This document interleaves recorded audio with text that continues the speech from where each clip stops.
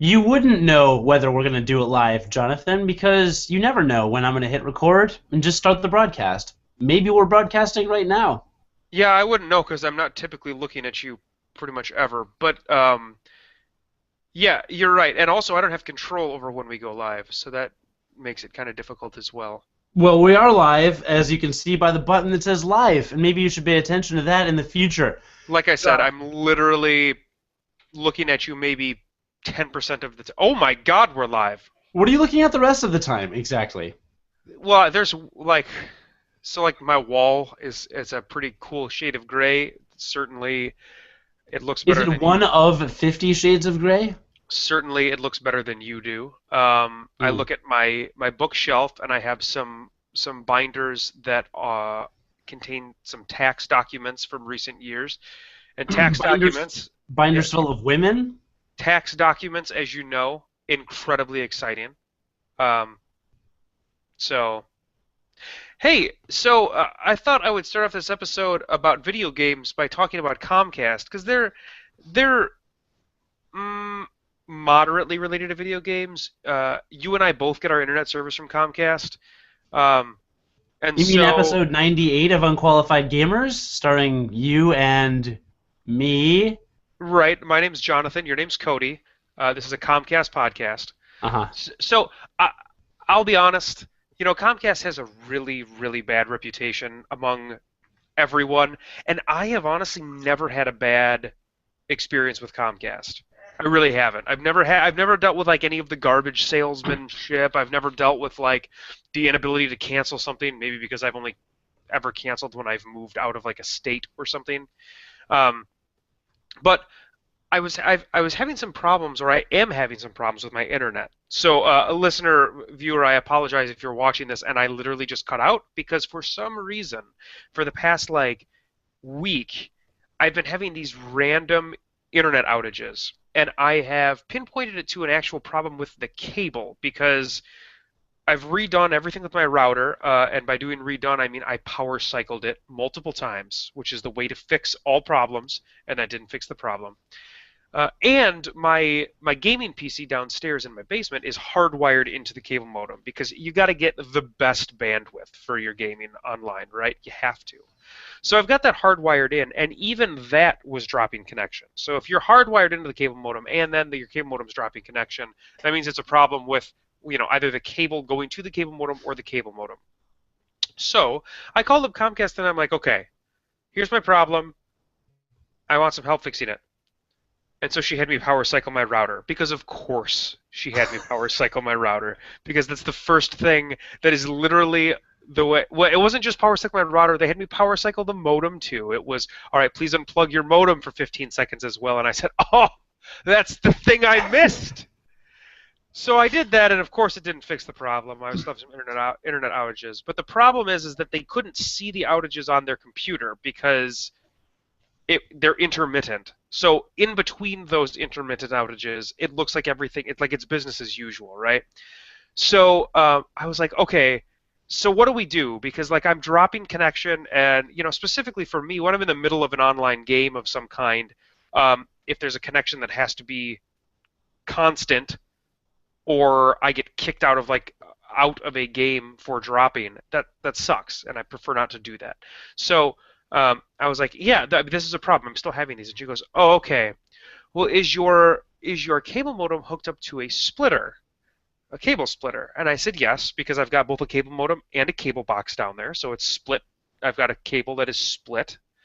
And she goes, oh, well, maybe you need to just check the connection on your splitter. And I'm like, okay, that is something I didn't think of.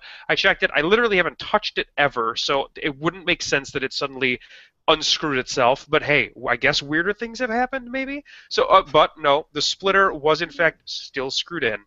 So then she's like, and here's where I've had my very first Comcast experience. She said, "Oh, well, what it probably is you probably need to upgrade your modem to our 100 megabit modem because we're changing some of the infrastructure. So you probably just need to upgrade."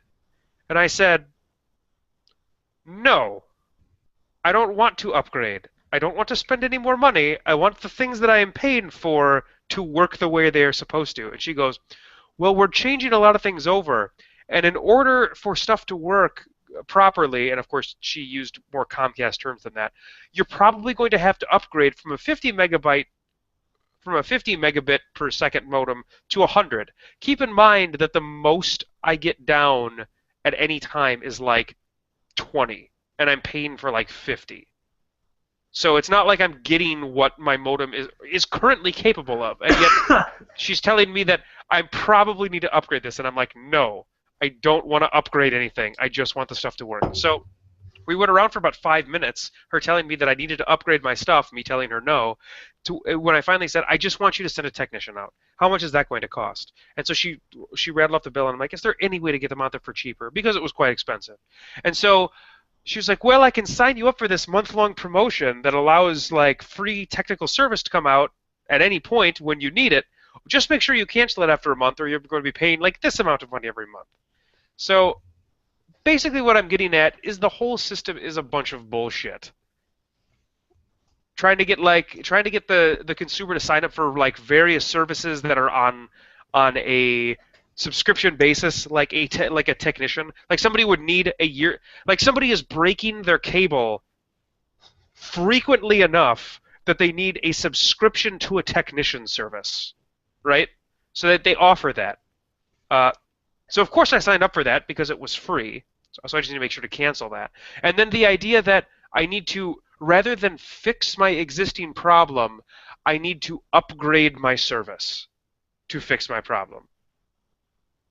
I have never like gotten off the phone upset like with Comcast before, because normally it's like my internet's out and they can see it on their computer and they're like, oh yeah, your internet's out. Let us do our magic here back at the home office, and they do. And sometimes that works and sometimes it didn't, and they'd have to send a technician. But they could always like see what was going on there. But this is the first time where they couldn't see it, but I'm still having issues, and then they're trying to sell me on something. Which really pissed me off. Yeah, that would make me mad too. Yeah. So that was my Comcast story. So long story short, I've got a technician coming out on Sunday, on Super Bowl Sunday. He's probably not going to find anything, because everything's probably going to be working, and all my cords are in fact attached correctly. Well, yeah, Comcast sucks really hard, so I don't use them. Yeah. Google Fiber just announced they're coming to 4 new cities. None of them are. They are neither Chicago nor Minneapolis. So I would think that like Chicago, like I think they're still piloting everything, right? Yeah. And they just announced Atlanta. So they probably did Atlanta because it was a big city, but it wasn't like the biggest city. Yeah, none of the top 25 cities in the country have Google Fiber.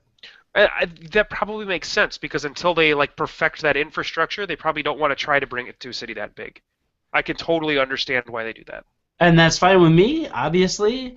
I have no issue with that. Not to mention they don't want to get fat from eating all the delicious food in Chicago. There's a lot of really delicious food in Chicago. Right. Chicago Restaurant Week's coming up in a couple weeks, and I'm going to go buy expensive food for cheap. It's a nice little sale they do, because no one goes out in January and February. Yeah, that's the truth. Since none of you have cars there, you're all bums. That's true. None of us do have cars here. Well, I'm sorry about Comcast. You seem a bit fired up about it. Well, like I said, it was just because it was, I watched that awesome video of that. Well, it wasn't a video, but that audio clip of that guy trying to cancel his Comcast. I'm sure you saw that too. It was viral about 3 months ago, and it was just very reminiscent of that immediately when she told me what I was going to need to do to fix my problem. It felt so much like that I immediately flashed back to when I was watching how uncomfortable that situation was. Yeah, that sucks a lot. I switched to RCN when I moved into my own apartment, and RCN has been great. Comcast did always have issues here and there. Yeah, it just sucks. So I'm sorry you don't have any alternatives. I'm sorry most people don't have alternatives. I mean, I do have an alternative, and Casey and I are very seriously thinking about just ditching cable altogether, because we now have Amazon Prime and Netflix. So we're thinking about just ditching cable altogether and then going with, there's a company here called CenturyLink that does high-speed internet and just internet. And That you can get sounds it good. and you can get it for like $35 a month. But then how would Casey get her 24-hour news cycle? What about CNN and stuff? I believe they have a website that is accessible through the internet, which is something we would probably still have. Um, and so she would probably use the internet. The internet. Right. So that yeah. So But you're playing video games on this internet.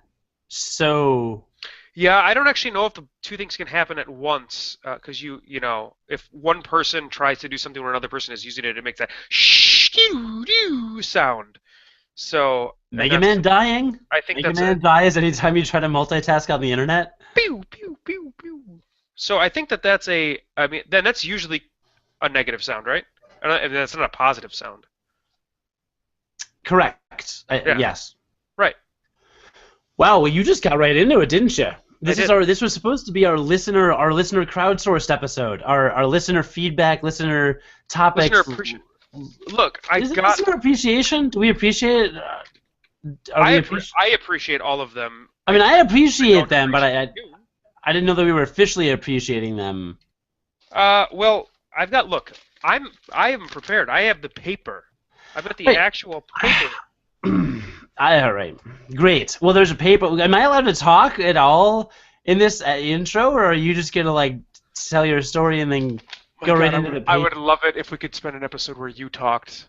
That would be fantastic. That would be great for all of us. I was going to try. Because you have so many interesting things to say. Please, tell me something interesting. Please, I'm waiting. We're all listening. You know what? Why don't you just do the whole episode? Boring. Okay. All right. No, Okay. I actually did something right before this podcast that you would have an incredible amount of interest in, ass, that you may want to hear about. It's a thing that I did. Did you go to the pharmacy? No, I go to the pharmacy all the time. That has nothing to do with today. But that might interest me. Well, it might if you... Yeah, it doesn't matter. I guess what I logged into about 20 minutes ago for the first time in 4.5 to 5 years. World of Warcraft. I have never played World of Warcraft, save That's for a not demo. true. You did. You played it. I played a demo for like 2 days and it was stupid, alright? You are very close, though. Final Fantasy 13-2. How is that in any way... You're such a fuck. All right, wait. Something you would have logged into.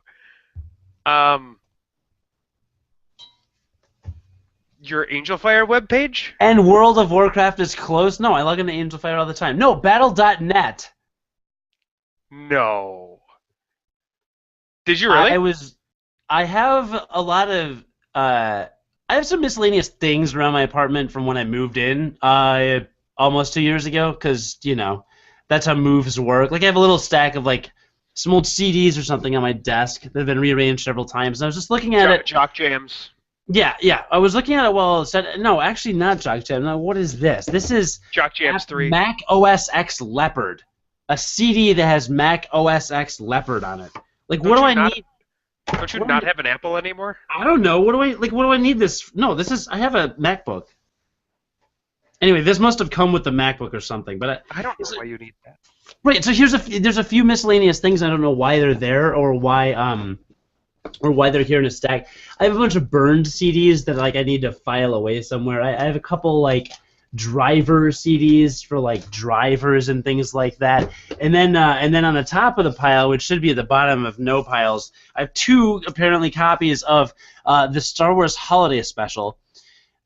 Which one of our friends got. Those look like legitimate copies. I think those are pretty rare. Have you ever seen the Star Wars Holiday Special? I have. In its entirety? It is atrocious. You must hate yourself. It is one of the worst things I've ever seen. I mean, I watched it ironically. Certainly not for my love of Star Wars. Were you sober? No. I had to stop. I literally had to stop.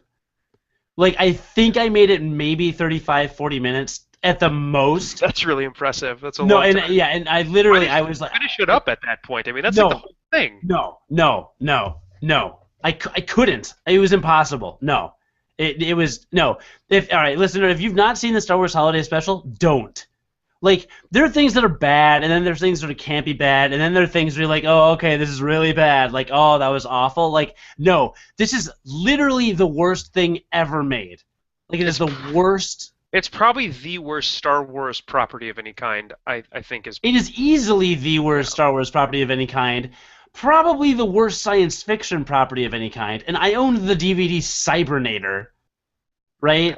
That's pretty bad. Cybernator's pretty bad. Cybernator is pretty bad, but I think it had one redeeming quality. I don't remember what that is, but I think it had one. But no, the Star Wars Holiday Special is the worst thing ever. Anyway, I had this stack of CDs.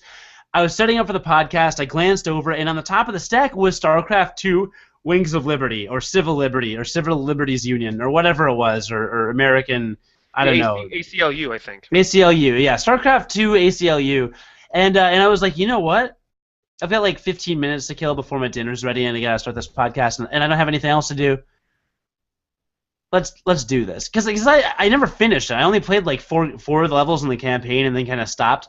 Okay. And I was a big StarCraft fan in the day, so I said, you know what, screw it. So I went over to my computer, I turned it on, opened up Google Chrome, and I Googled download Hearthstone, and then I clicked on it, and then I popped in the DVD into my Blu-ray drive, and I installed StarCraft 2, and Hearthstone is now. Oh my gosh, it could be so good. This could be the best thing that ever happened to you. And within literally 30 seconds of logging onto Battle.net, I got an IM from Will on Battle.net. It was like 5 separate messages. WTF, what are you doing? Why are you on here right now? And I was just like, okay, all right. You Blizzard people are fanatics. We are, and Hearthstone is a very good game. Yeah, right. So I officially have Hearthstone is now on my desktop. StarCraft 2 is on my desktop and fully installed. It minus a couple. I think it needs a couple patches that it started to download before I put my computer to sleep. So I'm now officially joining the Blizzard mobile that you have been driving so enthusiastically for the last 2 years. I think it's I legitimately think it's my favorite video game company that makes video games. I know. Really do. I told you this would be exciting news for you. I thought you'd be excited about this. I am very excited. You are right. I probably should have let you talk. Let's not get ahead of ourselves. So anyway, so I did that. Listeners, if you are on BlizzardBattle.net and you want to like add me or whatever, feel free. I'll post it on our Google Plus page. I'll probably post on UnqualifiedGamers.com in our like bio section. Yep, I think that's good. My contact info. So there you go. So officially on Battle.net, so that's very exciting. And so cool. So you had an exciting little deal with Comcast. I had an exciting deal with Battle.net. And now we get to go to the listener questions.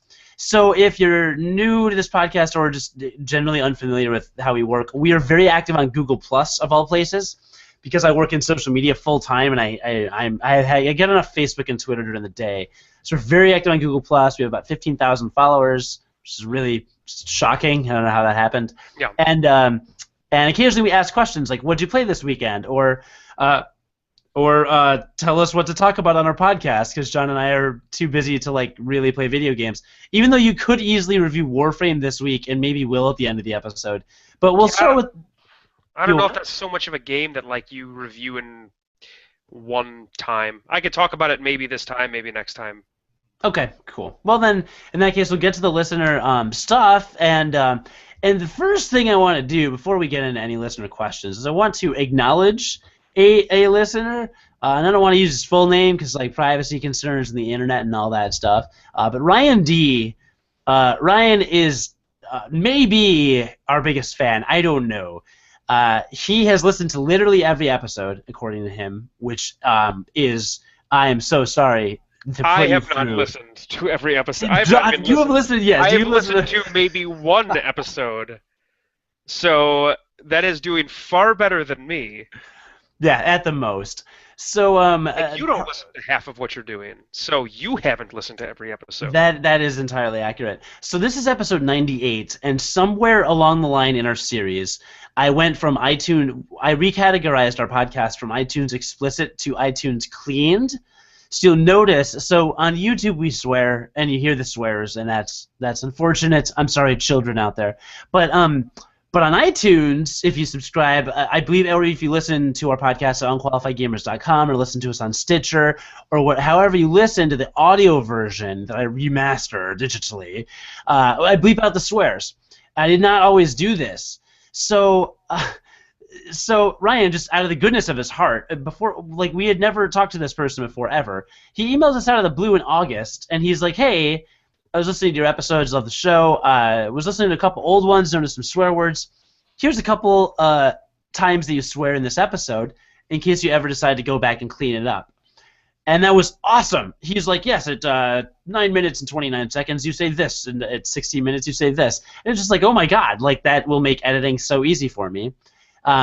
And while I just finished migrating our old episodes to unqualifiedgamers.com, so now all the episodes are there, now I get to go back and clean up. But anyway, I mentioned Ryan because in the last 2 weeks I finally finished this migration, and like immediately upon migrating he emailed us more edits. So I now have like a sheet basically of all of the swears from the first several episodes, and I will be editing them, and I'll definitely be adding a little tag to the end of all episodes that he contributed to, and saying, special thanks to Ryan D for helping us out, because that is just like a super cool thing. So you're super much my favorite listener right at this exact particular second. And he's also working on he just said he started working on some light video game development using that. I think there was a game creator tool that was on sale during the Steam sale this past winter. And I'm not sure if he got it then, but it's the same tool that he says he's using to make a game. So he's currently just kind of playing around with that to make a game right now, which is kind of cool. Yeah, Game Maker Studio. Yes. So he's working on some stuff, and we will super promote the heck out of that. If and when you ever want to like release that for download. Like, I don't know how that'll work or whatever, but we will. Yeah, I don't know. I don't know. We're not game creators.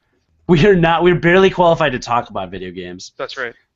So that's super cool. Like, John and I are generally floored when we find out that anybody listens in general. Like, I'm floored when people we know listen, and then when people we don't know listen, like, that blows me away. And then when people we don't know listen and enjoy the podcast to any degree, it literally kills us.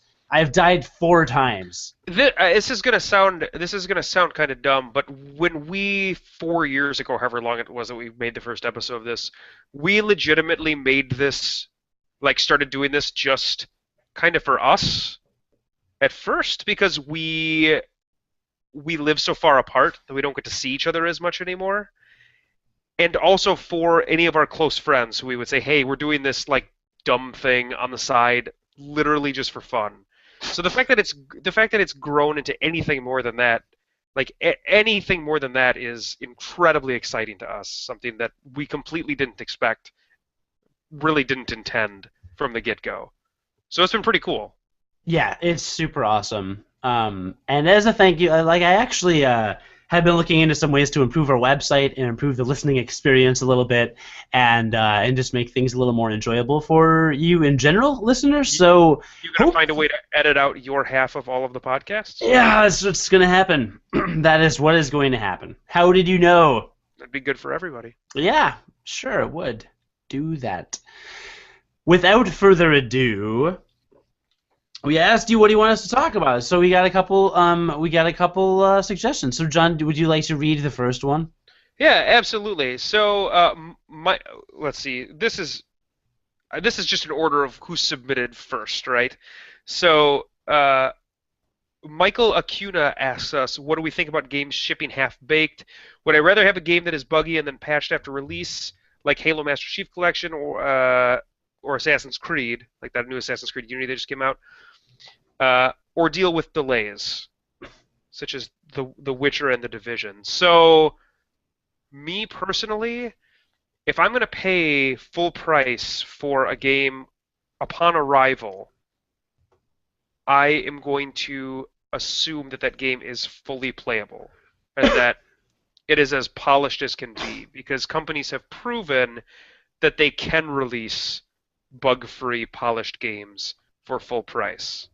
Now, it's one thing to me if you're getting into a game on the ground floor, like with a Steam Early Access type thing, because there exists a space in the video game community for games that are not fully done. It is called Steam Early Access. So like if you want to release your game early access, do that because your consumer will know, hey, this isn't done. There's probably going to be some bugs that I'm going to find. There's definitely going to be stuff that's not completed.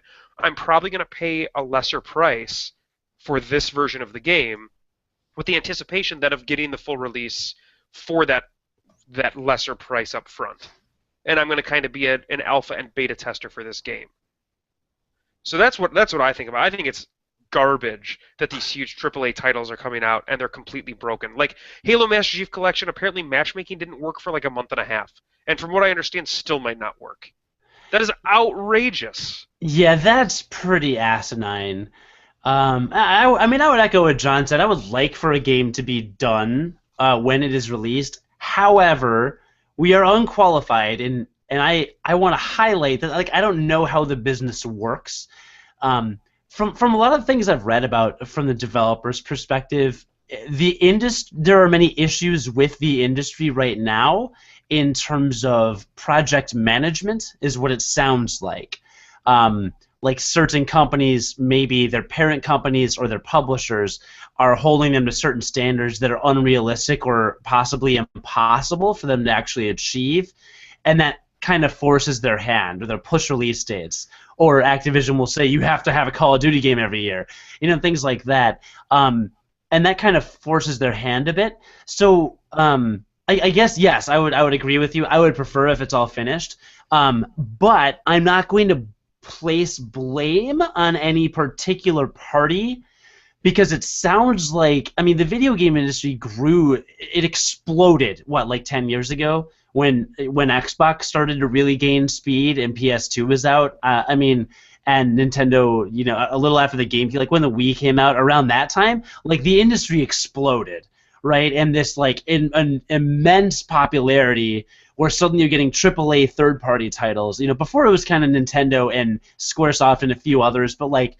at this point, it's impossible to consume every good classic like big AAA title series that there is. I've never played an Assassin's Creed or a Far Cry game. John's never played a Halo game or a Call of Duty game. Like it's impossible to do, right? So with that said, I think that the industry maybe developed more quickly from a business perspective than it was able to handle, and I think that it's just changed the way some things are happening, so it's kind of like, well, this is like all we're able to do, and so I don't know. I guess what I'm just saying is like I'm not going to get too upset about it because it may suck. It's not any one person's fault. I hope that the industry fixes it soon, and I hope that it doesn't become like an accepted trend, and I hope that they're looking at ways to like not do that anymore, but that's kind of my perspective on what's happening with it right now. Yeah, I think patches are an awesome thing. I think patches to fix some bugs later on, PC games have been doing it forever. My fear is that the patches kind of become a crutch.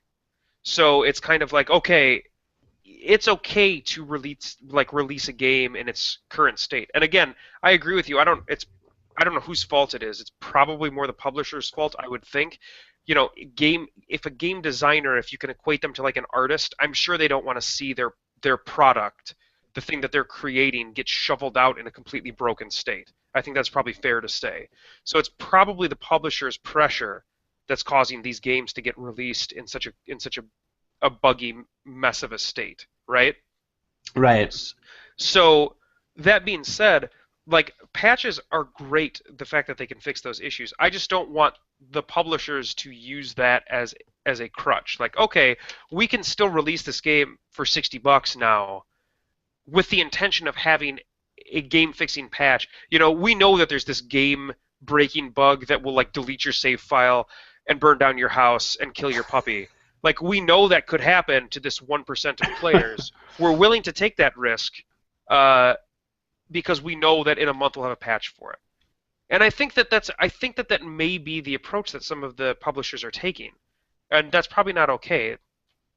Yeah, I would say our favorite companies are the ones that do it the best. Blizzard, Nintendo, Square Enix. They don't patch games. And if they do, it's a minor patch that improves the experience that's already completed. Like, Yeah, I mean, say what you will about maybe the quality of Square Enix's most recent products, but they haven't been like buggy messes. Like they've still been relatively well polished games. You know what I mean? I mean, Whether whether you yeah, like the game design choices in them or not, they've still been polished games. yeah. The Final Fantasy 13 trilogy, like there are no, I mean, there's bugs in every game, right? But nothing is broken about any of those games, and there, to my knowledge, has never been a patch released for any of those games. Right. And that's what I'm saying. Same with Nintendo. Nintendo Mario Kart 8 was, pretty much by many accounts a 10 out of 10 game when it came out. They patched it a few months later to resolve a couple minor issues people kind of complained about, but it wasn't like when you race as Peach, she falls to the floor, or like something like And outrageous burns like down that. your house and kills your puppy. Right, it kills your puppy. So there's that. So hope that answers your question, Michael. Michael actually had another question. Microsoft just announced, if you're done answering that, which I'm I'm guessing done. you are. Cool. I'm finished. Um, so Microsoft just announced Xbox One PC cross-platform play with Fable Legends, and Sony will have it with PlanetSide 2 and Street Fighter 5. Thoughts and options on cross-platform play? Is it something you want to see more of? And of course, do you think that the PC has the unfair advantage of keyboard and mouse? That's a good question. Hmm. I'll be honest. I know it's been like said before, but I think that 10, 15 years from now we're not going to have home consoles anymore. I really think that. I think we are moving because I think we are going to move to basically Steambox, only it being a more global thing. I don't think Steam will have completely cornered, like they will not have a monopoly on the digital distribution platform of a PC, but I think that like and this may not be answering the question exactly, but like with the kind of the backlash to exclusivity stuff that's going on right now, gamers are kind of upset a little bit that there are exclusives on certain consoles. That I think we're just going to eventually move to where PC is all that there's going to be. So I think you're going to see more of this cross-play between PC and PS4. I mean, if I'm not mistaken, Final Fantasy XIV also does this, to where your people out there playing on PS4 can also play it with PC players. Now, in terms of having like an advantage for mouse and keyboard, probably because you got a lot more inputs, right? Yeah, I would imagine, like, if I play Borderlands 2 on my PS3, it's laggy as hell. You said it's smooth on your PC. So then, Yeah, like, it was really smooth. how does that factor in then, right? Well, that's just an increase of power, is all that is. That's because my PC is more powerful than your PS3. Sure, but context of multiplayer. Yeah, well, then the PC for sure would have because smoother frame rate would make that much easier to play on. So yeah, I would guess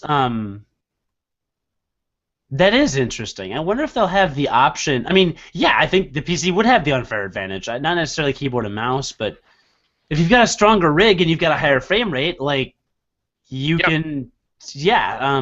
What do I think about the unfair advantage? I don't know. It'd be nice if they set an option in these games to be like, oh, match with PC players only, or match with PS3 players only, or PS4 players only, or whatever. But I don't think that's going to be an option, is it? No, I no, don't know. probably not. But I do think, like I said, I think you'll see this cross-platform stuff more and more because it used to be that PCs people were incredibly uncomfortable with them because there was a lot more to getting your game set up and working. You had to like manually adjust all of the different graphics settings sometimes just to get the games to work that were for PC. Whereas now there are programs out there that automatically adjust your settings. So like NVIDIA has a program with their GeForce chips that automatically senses like the power of your computer and adjusts the settings for all of the games that are qualified for it automatically to get you like the best settings for your rig. So you don't have to adjust any settings anymore, and like computers in general are just like a plug and play thing because you can get Steam and just download whatever you want. So they're not nearly as intimidating to your average Joe user as they used to be. Yeah, that's true. Yeah, it'd be And interesting to see. yeah, and that's only going to get easier. So I think you'll see this more often, and I think the PC players will probably have the advantage pretty much every time. Cool. Michael had one more fun question, if you would like to read it. Yeah, topics of games I love, but everyone else hates. And I was trying to think of one, and I really can't. Final Fantasy VIII. I know you loved that game. Because I'm a conformist.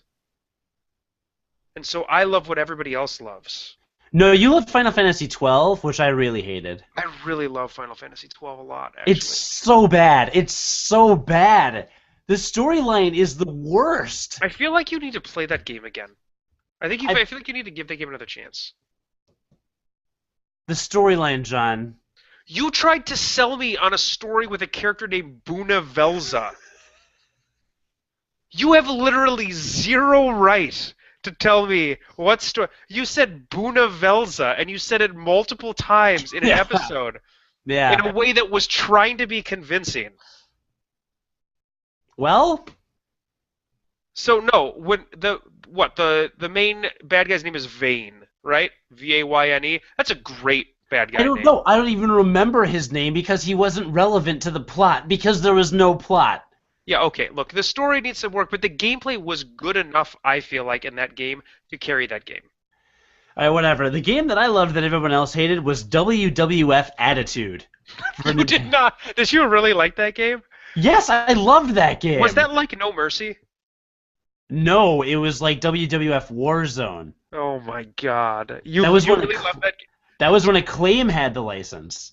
That game was so bad. Now, don't get me wrong. WWF No Mercy is one of my favorite games of all time, and that runs on the same engine as WrestleMania 2000 and WCW versus NWO That's Revenge. the THQ joints, right? That's the THQ license, which everyone likes. Okay, those games were awesome. Yes, they were. Even if you're not a wrestling fan, they were awesome. Yeah, those games were awesome. But I also enjoyed WWF Attitude and WWF Warzone by Acclaim for Nintendo 64.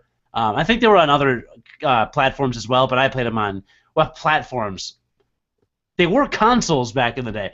There were other consoles they were on, but I played it on N64. And I didn't mind those games, but trying to get anyone to play them was impossible. Yeah, that's because they were horrible. Yeah, but there were many instances where I tried to have people over and try to get them to play, and they just wouldn't do it. Oh, wow. Sad story, bro. So, yeah, thanks. Yeah, that's all I can think of offhand, but if I think of any more... that might be something to come back to next week, like when we've had more time to think about it. Well, I've thought about it, but I mean, that's the one. Yeah. So, question from a new...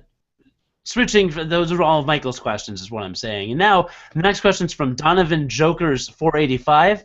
What is your opinion on the new Battlefield Hardline? Is it innovative with the cops versus crime theme, or should they have just stuck with standard military theme? So you know nothing about Battlefield. I know a little bit about Battlefield. I haven't actually played the Battlefield games. But traditionally it's been a giant war zone, right? With like, I think the most recent one had 64 players that could play. It was either 32 or 64 that could play. I don't know. Yeah, and it's always been two sides of a war, right? So this is a cops versus robbers thing that's going to be on this new standalone, almost like expansion to Battlefield 4. And it kind of sounds like there was a mode in a game called Spies versus Mercs, and I can't remember which game it was in. I think it was a Tom Clancy game, maybe. And from what I understand, it was like really good. All of the reviews about just the Spies versus Mercs mode in this game were very good. And this kind of sounds like what that was. But the thing about, I think in Battlefield Hardline, though, I want to say like, it's like a 16-person thing. So I think it's still, in like the grand scheme of shooters, I think it's still a relatively large team-based thing. Now, in terms of whether I think it's going to be good or not, I don't know. I have no idea because I've never really played a Battlefield game. I played one Battlefield game one time, and I thought it was cool, I guess, but first-person shooters in general aren't really my thing. So I didn't get kind of swept up in it like a lot of other people do. But I would think that since Battlefield players have had kind of the same formula for the past however long Battlefield's been coming out, in its most recent um, forms, it's been maybe 4 years, I think, that Battlefield games have been released. I would think that this would kind of be a breath of fresh air. Like this could be a nice change of pace.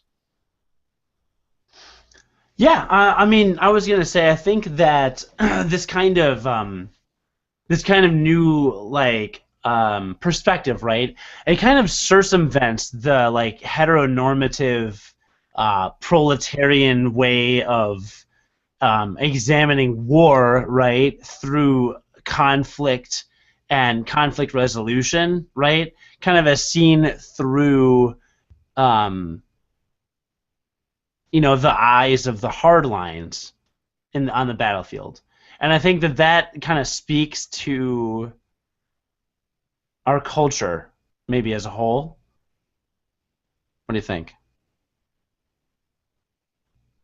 Yeah, no, that sounds good. Sounds So, I know that's maybe a little heavy for this podcast, but Yeah, hey,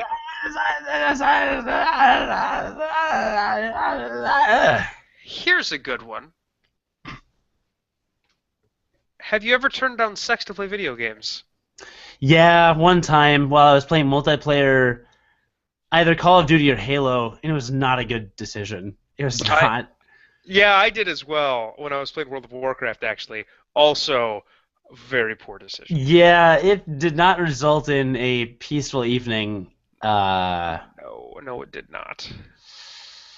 Yeah, so, I paid for that decision for a long, long time. oh man, let's not linger on that one. But hey, Uh, I still married the girl, so that all works out. well, hey, there you go. Vintage Gamer Private Lee Brown asks, This is actually, probably a little too broad for everything we're going to go into, but we can like touch on it a little bit. we'll touch on, yeah, and Vintage Gamers contributed to our website some A articles as well. lot. Yeah. So yeah, check out unqualifiedgamers.com. He's an awesome dude. Actually, I would like to know you two's favorite video game for every / most genres, such as RPG, action, first-person shooter, strategy, etc. That is quite a bit of a broad question, but just to kind of like touch very top level on all of them. In terms of like kind of action adventure, I mean my favorite side-scrolling platformer as of right now is Shovel Knight. Unless you count Risk of Rain, it is 100% Risk of Rain. I mean, it's Risk of Rain over Shovel Knight. Just For because multiplayer. because of multiplayer, because it's multiplayer and my best friends play it, and I wake up on a Saturday morning and they're on Skype, and it's like my best friends in the world don't live in Chicago. They live elsewhere, like Madison and Moscow and Minneapolis, and like I hop on Saturday morning and they're on and we're playing, and it's like it's the best thing, and it's such a fun game. There's always like little things to unlock, and I just love it. So Risk of Rain for like kind of side-scrolling platformers right now. RPG, I mean Final Fantasy VI, maybe Chrono Trigger. It would be Chrono Trigger, but when you go back and play it, and it's just so easy. It's like painfully easy. Hmm. So that's the only drawback to that game, because good God, it's hard to find something bad to say about that game. But it is really easy. First-person shooter. I go back and forth between the Call of Duty and Halo series, and it's generally whatever the most recent one is. I'm not one of those guys that's like, I'll play Modern Warfare 2 and play it, and then Modern Warfare 3 comes out, and I'm like, oh, this game's garbage. 2 is so much better. 2 is really... Like, I don't care. I only play the most recent one. So, like, Halo 3 I loved, and Halo Reach I was better at than any Halo game, but I liked Halo 4 better. So Halo 4, is my favorite Halo, so that's how I work there. And then, I don't know, like strategy, I don't play that many strategy games, but Civ 5. I haven't played StarCraft in years. We'll see. Maybe StarCraft 2 will take its place. Beyond Earth was forgettable, but yeah, Civ 5. I don't know. You want to touch on a couple of yours? Yeah, I actually agree with you on Civ 5 for strategy. It would either be that or possibly Warcraft 3 and its expansion. I sunk a ton of hours. It was the only Blizzard real-time strategy game that I completed all of the missions, including like the final without cheats. Which Wow. the final missions in some of the Blizzard real-time strategy games are really hard, and it was the Yeah. only one I ever did that in, and I really really enjoyed it. And the story totally set up everything for World of Warcraft. So like that's what just kind of gradually eased me into my favorite gaming experience of all time. So like I have a really nostalgic feeling for that game. But it's either that or Civ 5 because Civ 5 is freaking awesome. Yeah. It's really good. Um, for action games, I would actually say either Mega Man 2, which was 89 or 88 or something forever ago. Definitely my favorite Mega Man game. 3 is a close second. Or a game that came out for 360 and for Xbox 360 and PlayStation 3 called Vanquish, which was a platinum game, same company that Bayonetta. And I had more fun playing Vanquish, like just as in terms of playing a game, than I can remember like playing any other game. It was just it's crazy fun to play. And I actually reviewed it on this podcast at one point too. I can't remember what episode. Did you really? I did. That game was so good, though. First-person shooters, Metroid Prime, which for some reason you insist is not one. I think you're ridiculous. You insist It is an action-adventure game from a first-person perspective. That's such bullshit. It's a first-person shooter. It is literally a first-person. You are in the first-person perspective, and you shoot things. I don't know what else it would be. You also jump. You can do that in first-person shooters. Yeah, but you can jump more in Metroid Prime. I'm just saying. I think you're completely ridiculous. And then RPGs, I can't pick. I can't pick. If you saw my RPG, maybe you know what? It's probably Suikoden 2. Really? Yeah, that is one of the best games ever made, I think. And that just got released on PlayStation Network for like $6, right? It did. It's probably Suikoden 2. It is Game of Thrones meets like Harry Potter in terms of fantastical. So it's got all of the political intrigue of Game of Thrones with all of the fantastical elements of Harry Potter, and it's got this really touching story of friendship in it. It is phenomenal. If you have not played Suikoden 2, I would say you should probably do that because it's really good. That's probably my favorite. So I should maybe bump it up higher on my list? It's really good. I'm telling you, it's really good. There's way more games I want you to play first. I always worry that those games won't hold up. Older games like that. That one will hold up. Guaranteed. You're that sure? Yeah. It's that good. It's that good. I mean, I have heard ridiculously overwhelming reviews. And Suikoden 1 is really good as well, but it's not as good. Like they really perfected that formula with the second game, and then they really trashed it when they went on to the third game.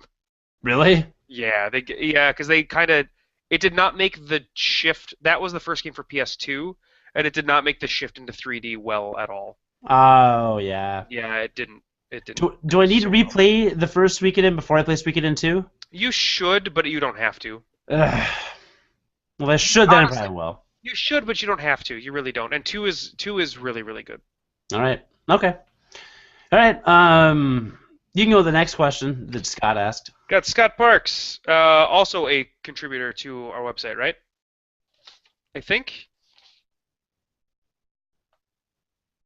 at one point. I feel like an idiot. There's a Scott that contributes to our website, and I can't remember his last name. Oh my god. We have not updated our articles in a while. So, to be fair, I am super embarrassed by that. But pretty sure. The King of Random right here. Haha.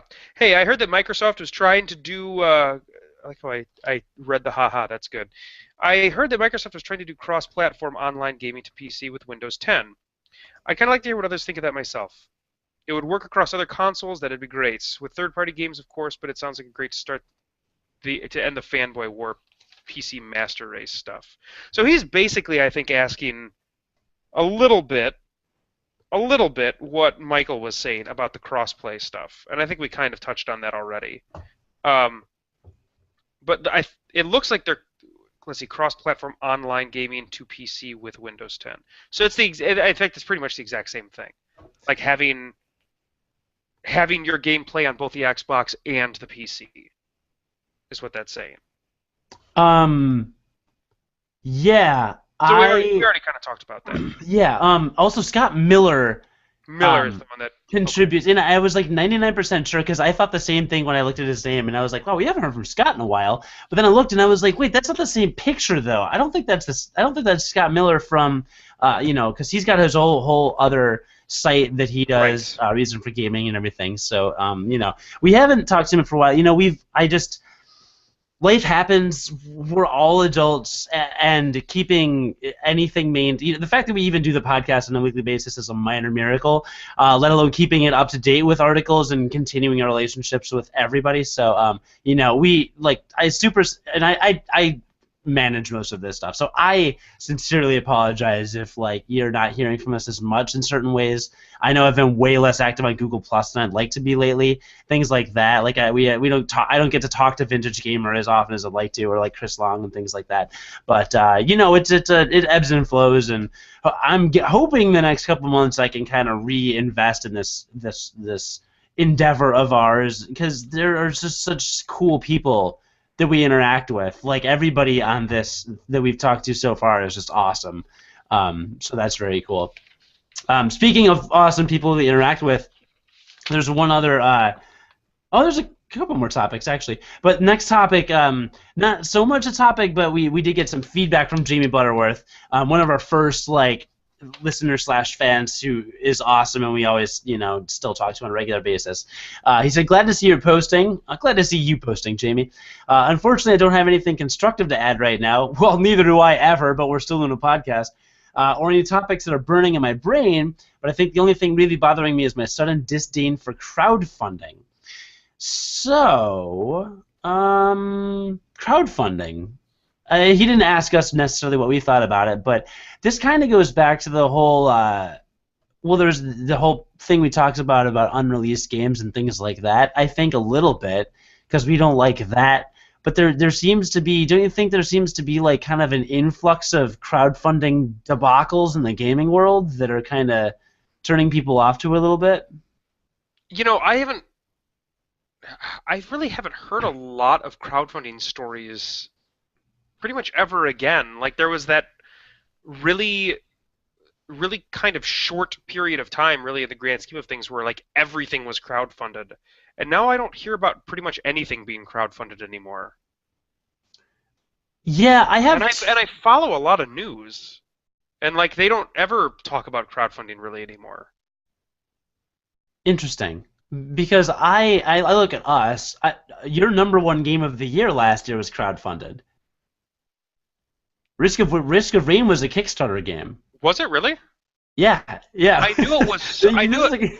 I didn't know that about it. I knew it was a small game, but I didn't realize that it was a crowdfunded game. Yeah, that's the first thing you said when we first reviewed it. Yeah, it raised like 30-some thousand dollars out of its Oh, I like. must have looked at that at one point, and I definitely don't remember that.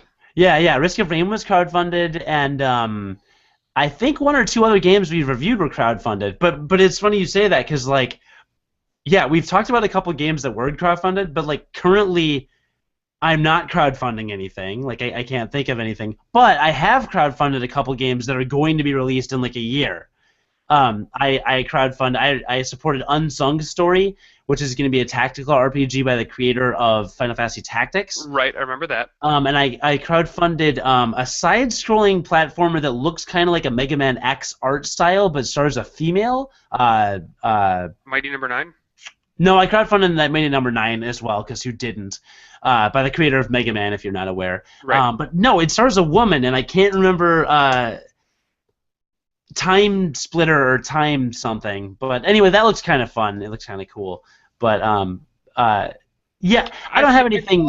I feel like I haven't heard a lot of stories about people getting ripped off with their crowdfunding lately, and maybe it's because I haven't done a lot of crowdfunding.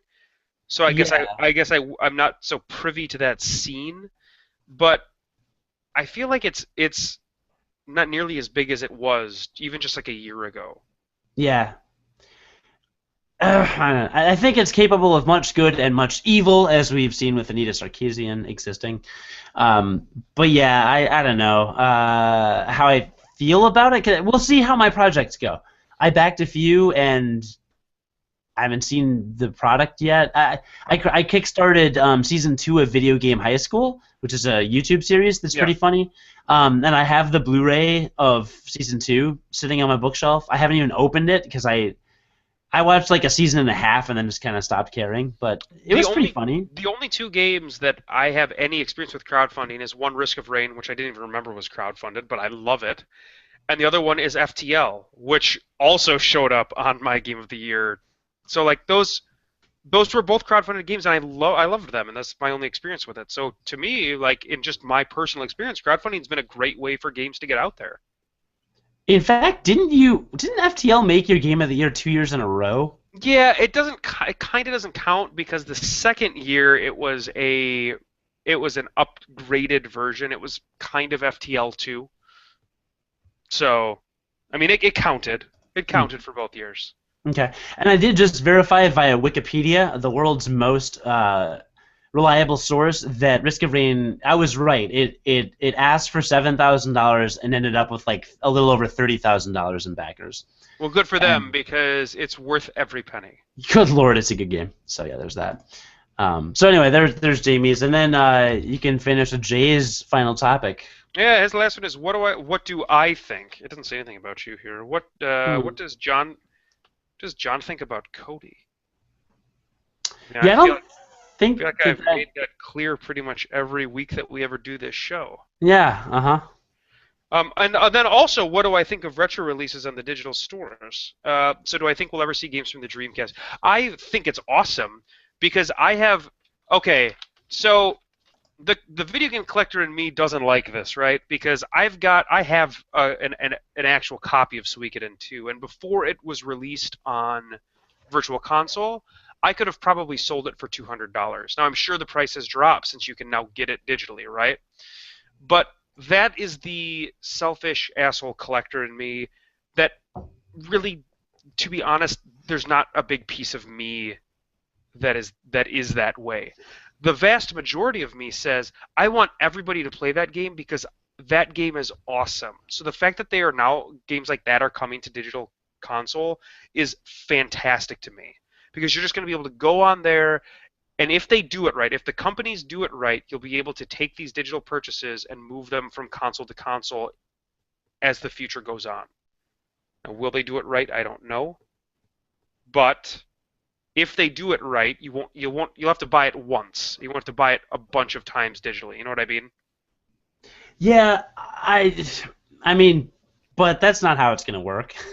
Yeah, you're probably right. But regardless, I love that it at least gives people access to games that they may not have had a chance to see when they were around and could otherwise no longer have access to.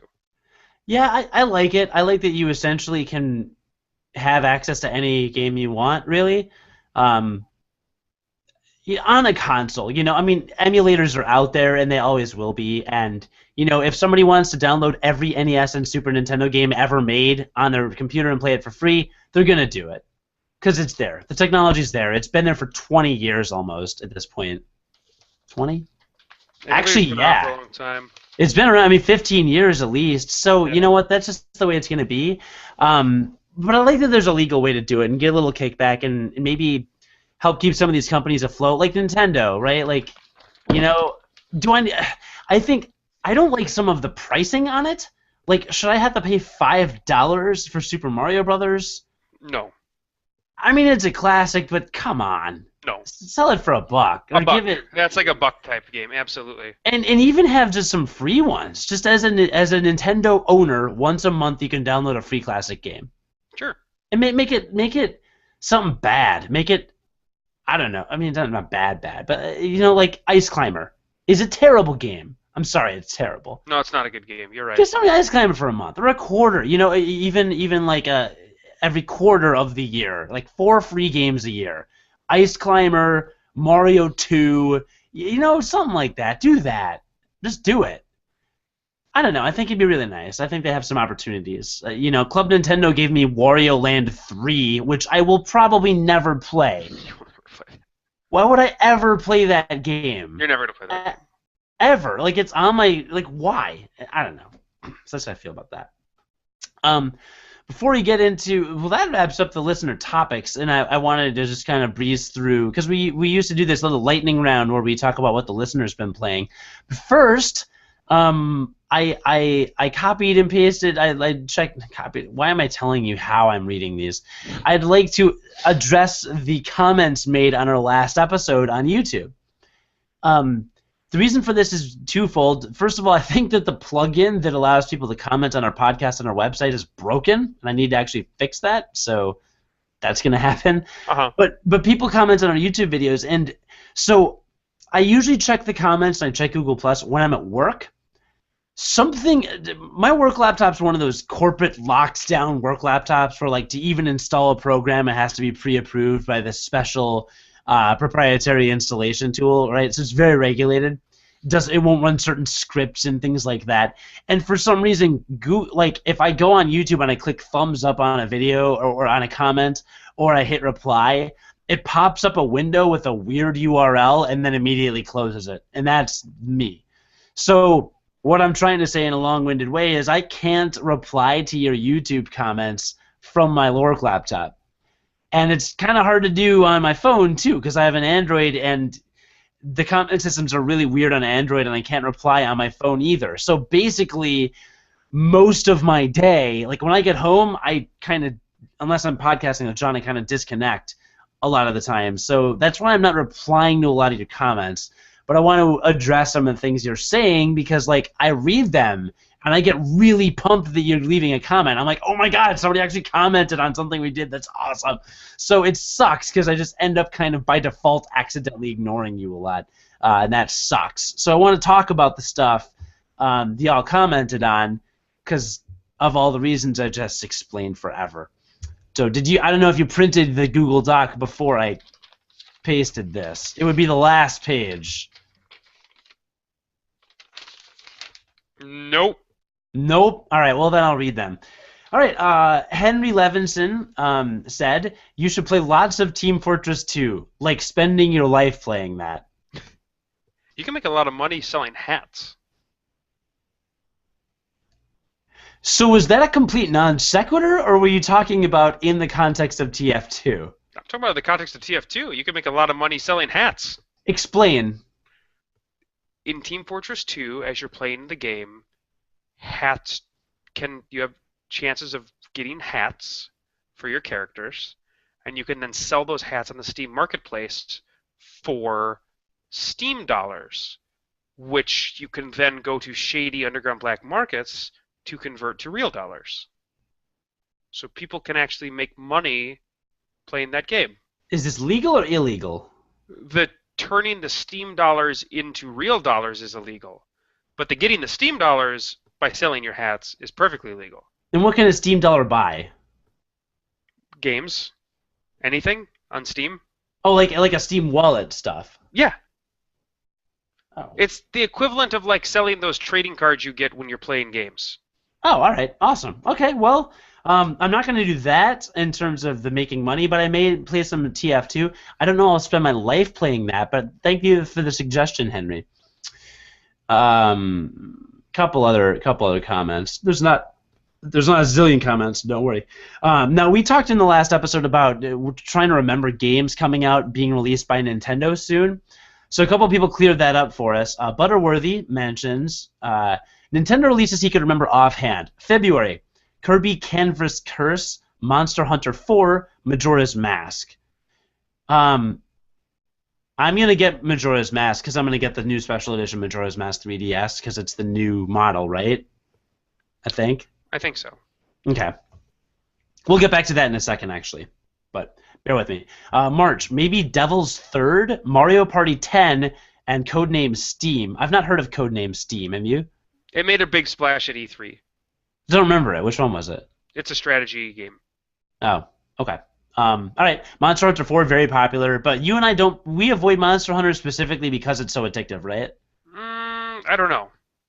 I actually have three, but I've never really gotten into it. Oh, interesting. Okay, because I've heard Uh, it's like one of those like suck you in games. yeah, I will say that our discussion wasn't so much about Nintendo releases, it was about Nintendo flagships. It was about their most important of properties. That makes sense. I would argue Kirby Of Canvas which Curse and Majora's Mask and Mario Party 10 count. I think Kirby and Mario Party are both kind of B tier, just like Star Fox. I think You they're. really? I do. I kind of think they're in the same tier of releases. Just because you like Star Fox doesn't mean it's like important to Nintendo as a franchise. I mean, Fox is in the first Smash Brothers, and Star Fox 64 was a That literally doesn't. That doesn't mean anything. John, Star Fox 64 was a landmark game. Do you remember Nintendo Power's Captain video? Falcon was in the first Smash Brothers. How much F-Zero was happening? That's fair. Okay, that's fair. But do you remember Star Fox 64 was a huge deal? Remember the video where somebody from Sony and somebody from Microsoft kidnapped, or no, somebody. Oh my God, somebody from Sony and somebody from Sega kidnapped the kidnapped Mario. I'm not arguing that it like was an important game maybe for the 64, but in terms of Nintendo as a whole, in terms of the franchises that it pushes and that it cares about, it's not up there. So what is up there? Mario, Zelda, And is that Metroid. it? And Mario, Zelda, and Metroid, I you would think. put Metroid in tier A. Absolutely. Because I would Absolutely. argue the Metroid Prime 2 and 3 were definitely inferior to the original Metroid Prime. That doesn't mean that they weren't pushed though. And Metroid Other M wasn't pushed that hard, and it was kind of outsourced. It was outsourced. That's because it was outsourced, and they're not going to do that again, and you know that because of the response they got to that game. Well, the game itself was pretty good. Yeah, I don't know. I never actually played it. Wait, really? Yeah, but the response to that game was not good. I enjoyed Metroid Other M for the most part. The storyline notwithstanding, Samus is a little melodramatic, but whatever. It was made in Japan. I don't know. I can't fault them for that. Yeah, what other franchises? We're just thinking this off the top of our head, so I'm Donkey there are Kong? obviously more. Yeah, and Donkey Kong is definitely up there.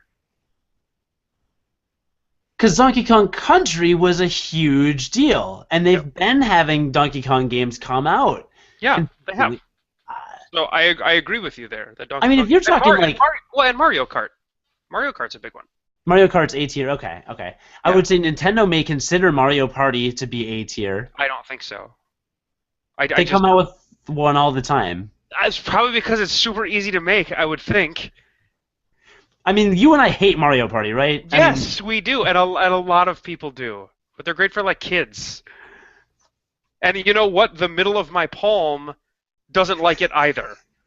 first, that Because was only in the first It's Mario the Party game. worst blisters ever that I can They remember removed ever it. playing a video game. All right, so listener, if you're not aware, the original Mario Party had a mini game where you would have to rotate Dumbest the joy. fucking video. Oh my god. You'd have to rotate the joystick as quickly as possible, and Bullshit. and, and a lot of people would take the palm of their hand, put it on the joystick, and then rotate their palm really, really quickly, and it would burn the palm of your hand. It would like rip your flesh off. It was very painful. Some people were able to just take it with their like holding it like a pen and rotate it really quickly that way, but it was easier to do it if you just rubbed your palm in a circular motion. But they removed that from every subsequent. That's the only game it appeared in was the original Mario Party because of that exact reason.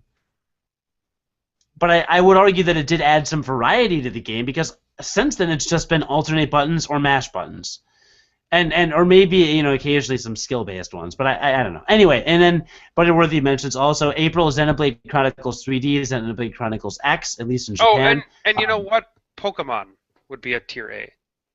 Pokemon would be top tier, okay, as well, yeah. So I mean, they have plenty. They have a ton of top tier. In my opinion, anyway.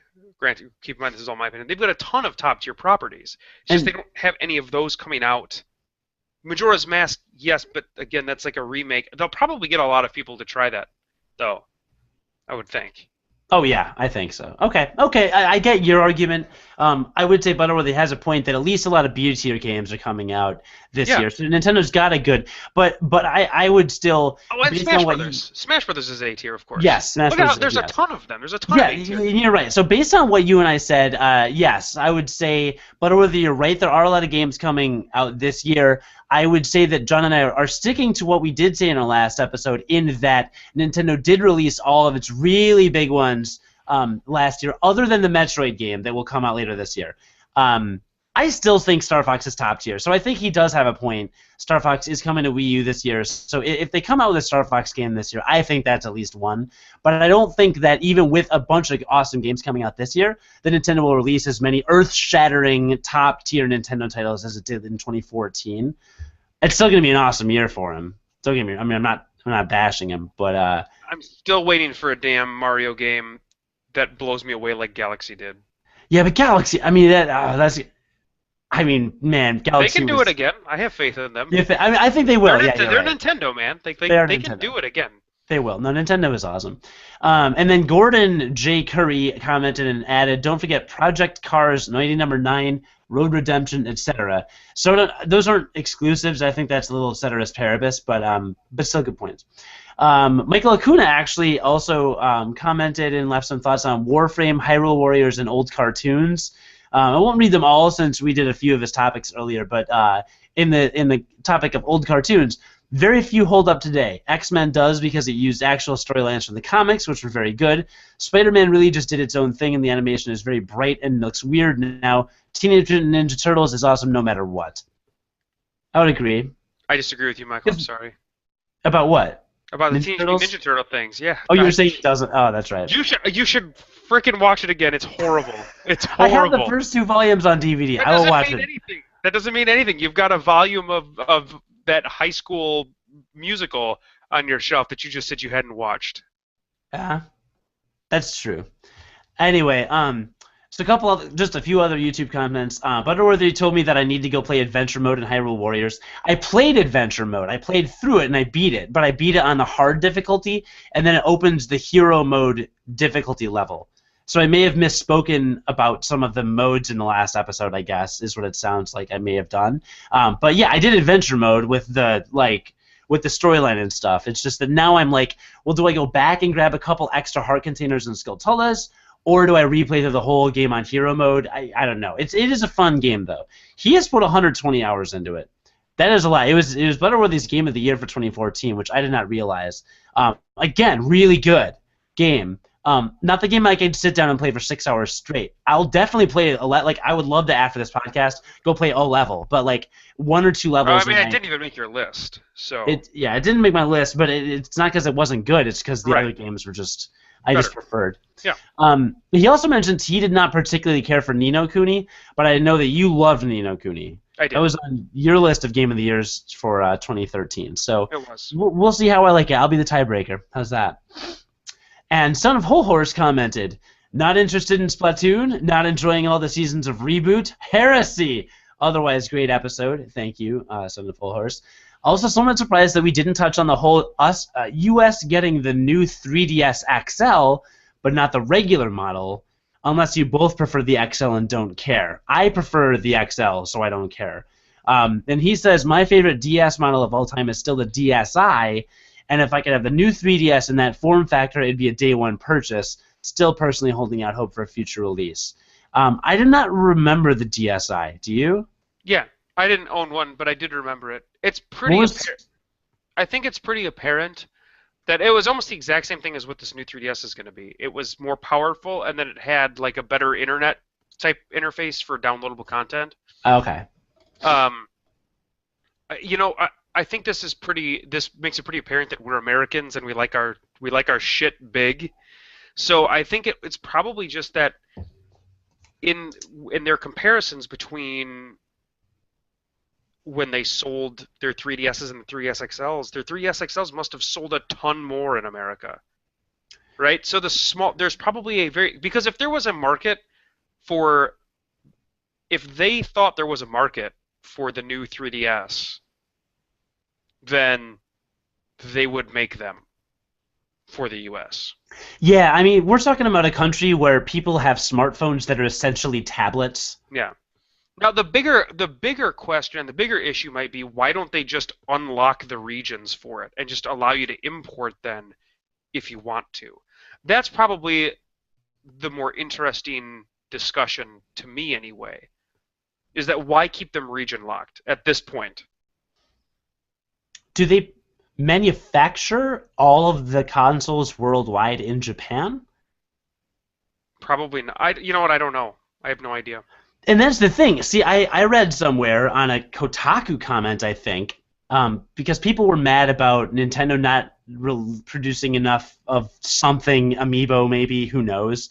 And what the comment said was, and I have no idea if this is true, was that after the tsunami in Japan that they had a few years ago, it destroyed one of Nintendo's two manufacturing facilities. So they've been manufacturing at 50% capacity for the last few years.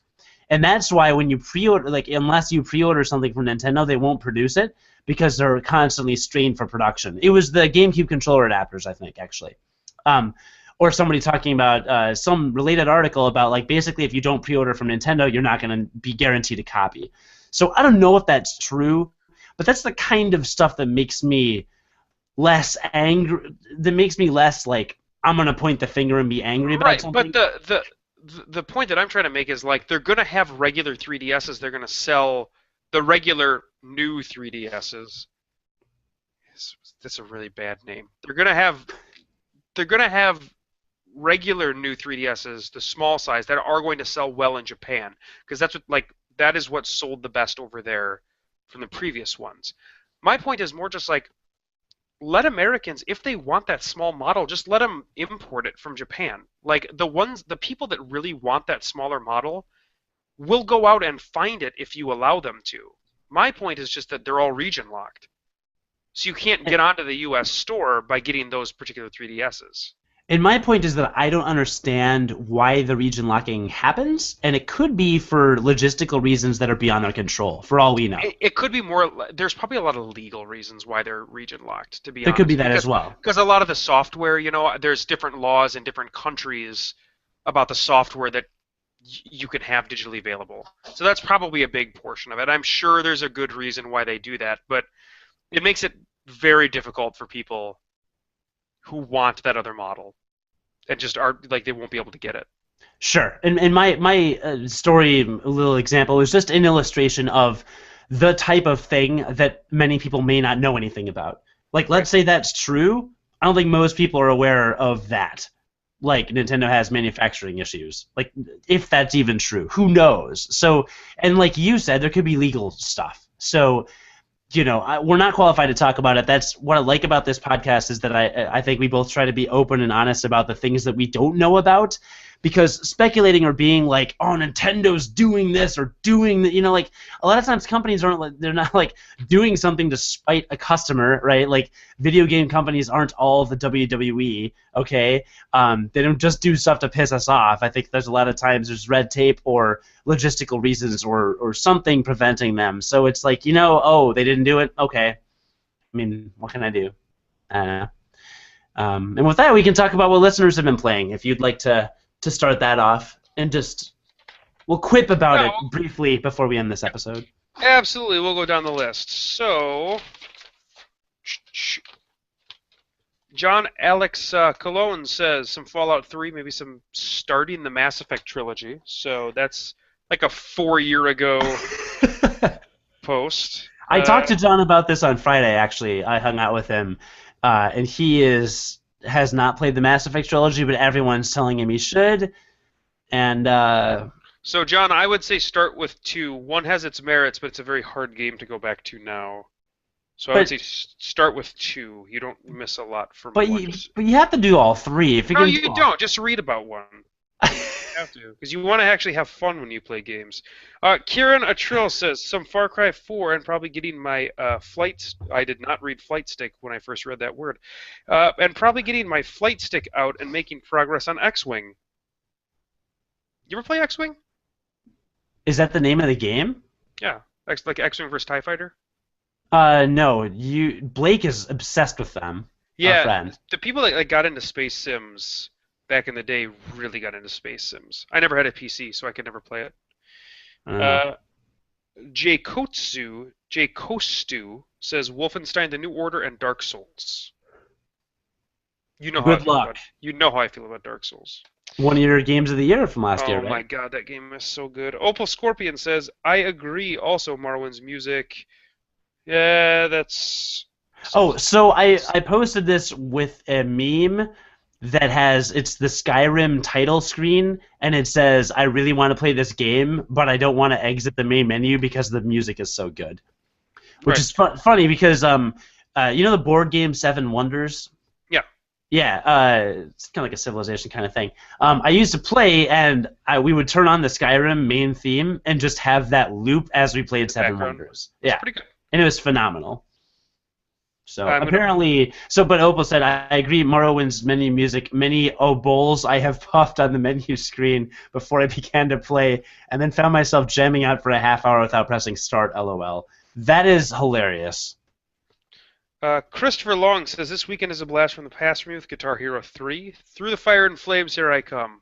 I don't think I ever could play that song. No one could ever play that song. I think he's kidding. But if you're not, then Chris, you are a legend among men.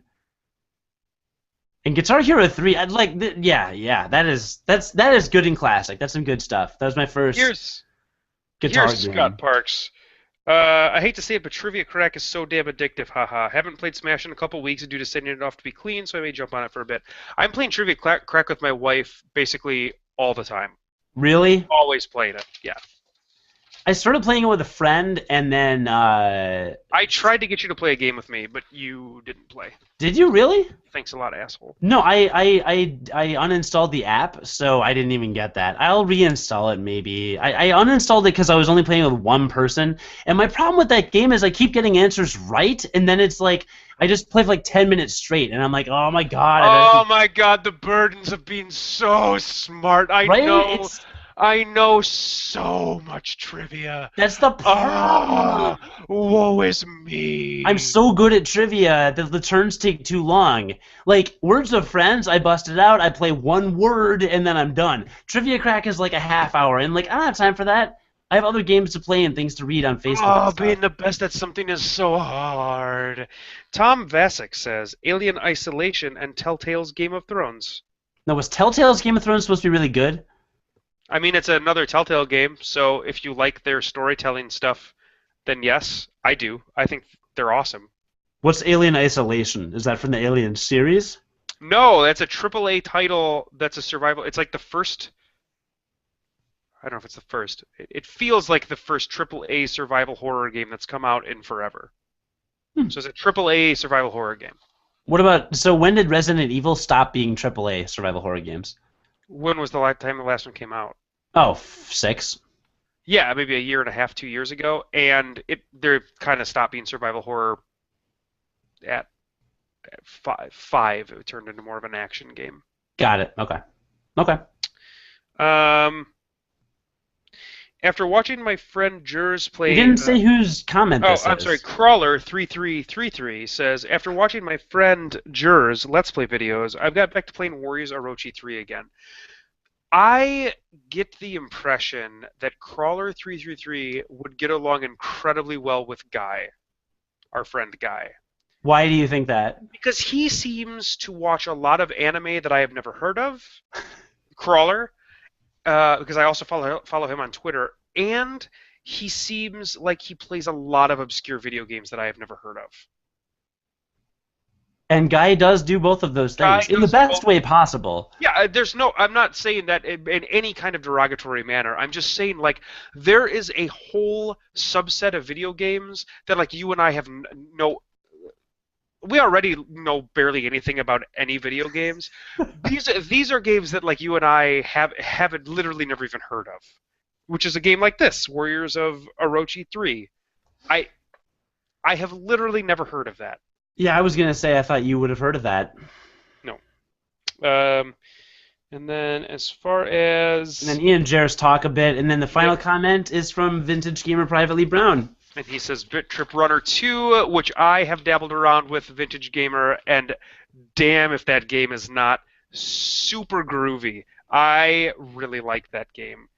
It's an endless runner game based around music, and like the whole gag of the game is that you make music as you play it. It's a platformer that you make music as you play. Yeah. It's really cool. Because I've played Bit Trip Beat and Bit Trip Void. Yeah. And those are the other Bit Trip games. Yep. I enjoy them. Yeah. After 5 to 10 minutes, I feel like my eyes are going to bleed out of my skull. This doesn't really do that because it looks like more of a traditional platformer runner when you're playing it. The best part about Bit Trip Runner to me is that you kind of get into this flow and like just your once you get into a flow when you're playing the levels, you just go and you like stop thinking about what you're doing, and it's really cool. Yeah, that's super. Yeah, I it's like really fun. The series. My old roommate Russian John, who's been on this podcast, sadly, hated those games. Like he would watch me play for like 30 seconds, and he's just like, "This is the worst thing I've ever seen." So that actually answers the question from earlier. What games have you loved that other people have hated? I really enjoyed the Bit Trip games, and my friend John and I think Blake too, who I used to live with. They just hated these games. Just they'd watch me and they'd just be like, "This is the worst thing I've ever seen." Yeah. But I enjoyed them. I really did. So kudos to you for playing Bit Trip Runner. I should check out Runner. I don't think I've played Runner. I've played the other Bit Trip games, but yeah, just get Bit Trip. I think it's only Bit Trip Runner 2, or at least that's the one you should get. It's very good. Awesome, cool, and it's on the Wii, right? I think it's just Steam. Bit Trip Run? No, I've only played the Bit Trip games on Wii. Then maybe it is on Wii, but you can definitely get it on Steam. Oh, okay. All right. So well, maybe that's where I have it. Probably cheaper there, but you know. For sure.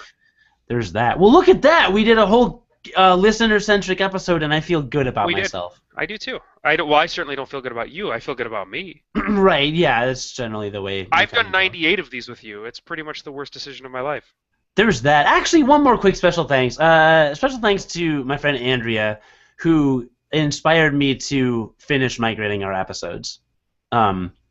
She kind of lit a fire under my ass and has listened to our podcast, and for whatever reason, God knows why, seems to enjoy it from time to time. So just one of those people who, for whatever reason, still blows my mind that anybody likes what we do. But I'm glad that we're entertaining people, and she kind of inspired me a little bit to get the rest of those episodes up, and they're up.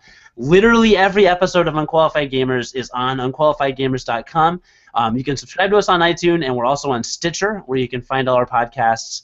And I'm going to be updating our website with a couple mini pages that'll make it even easier to listen to us. So if you're not like savvy on podcasts and you're not like, you don't really know how they work. Subscribing to RSS feed. Yes, RSS feed, subscribe. Like all these, I'm going to make it easy. So just a couple pages where you can literally just click on any episode and there they are. So I'm going to make it a little more accessible. And we'll do a little work on it. And I'd attribute a lot of that to Andrea kind of help me out there. So that's cool. So thank you if you're continuing to listen to this insanity. But yeah, that's all the listener appreciation will do right now. There's lots of other ones of you that we love, but we'll just hold off there for now. Because we have 2 more episodes till we get to 100. Then what?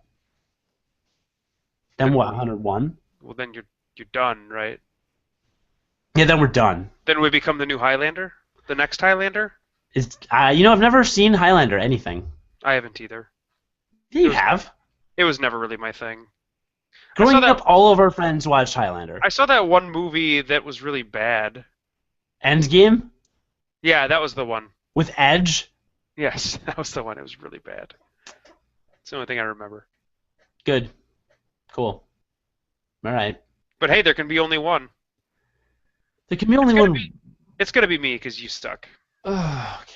All right. Well, we appreciate you, listener. If you appreciate us, please give us a thumbs up or comment on whatever media you're doing this on. And the podcast awards, the 10th annual podcast awards are coming up soon. So go to podcastawards.com. If you like us, then in their gaming category, you can nominate us for the gaming podcast of the year. The name of the podcast is Unqualified Gamers. The website is unqualifiedgamers.com. just go to podcastawards.com, under gaming, pop in our name and URL, hit submit, and that'd be awesome if you nominated us. And we would so much appreciate that. So that good. would be awesome. That would be really awesome. But if you don't want to go that far, then at least just like give us a little thumbs up, and that'd be really great. And subscribe on YouTube and all that stuff, and all the like us, share, blah blah blah, all that actually matters. So thanks for that, and thanks for 98 great episodes. We'll try to do another couple really good ones soon, and have more cool stuff and all that. Right, John? Are you trying to say that we love them? I was actually thinking of thanking the listener by just eliminating you from... Like, we love you. We love you. Are we going to do, like, voices now? We love you so much. Or perhaps the British will say, I love you, right? Is that what we're going to do there, Governor? Is that what we're going to do there? Is that what we're going to do there, Governor? Is that right? Not cheerio. Right, perhaps there's Germans. Perhaps there's Germans, thank you very much. Or a Jamaican, thank you, man. Good Lord.